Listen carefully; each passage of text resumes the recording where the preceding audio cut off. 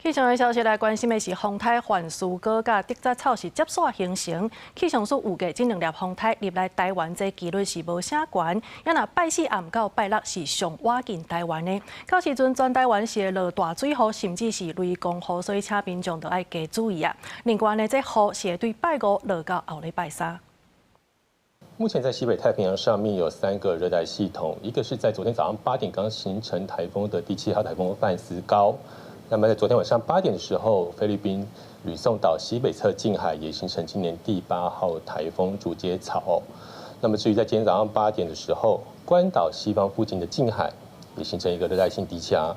气象署表示，第7号风台范斯高伫透早8点形成做风台，中心伫台北东南东方向向西北行。另外，伫菲律宾海面上的热带性低气压，也伫23暗时8点变做第8号风台竹节草。另外，伫关岛附近的海面上，有热带性低气压形成。气象署预估上近拜四暗时变做今年第9号风台科罗莎。台风第7号台风目前的位置在这里哦。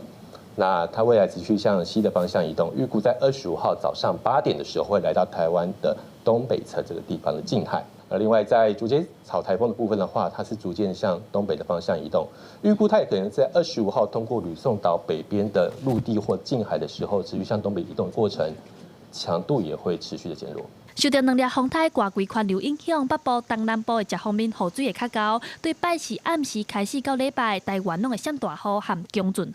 拜四暗时开始，北部会有短时间的强阵雨，也若拜五到礼拜，全台嘛拢会下大雨。气象署提醒到时会有强阵雨、落大雨，甚至是雷公雨的情形发生。明天的时候，一样就是在北部地区，逐渐。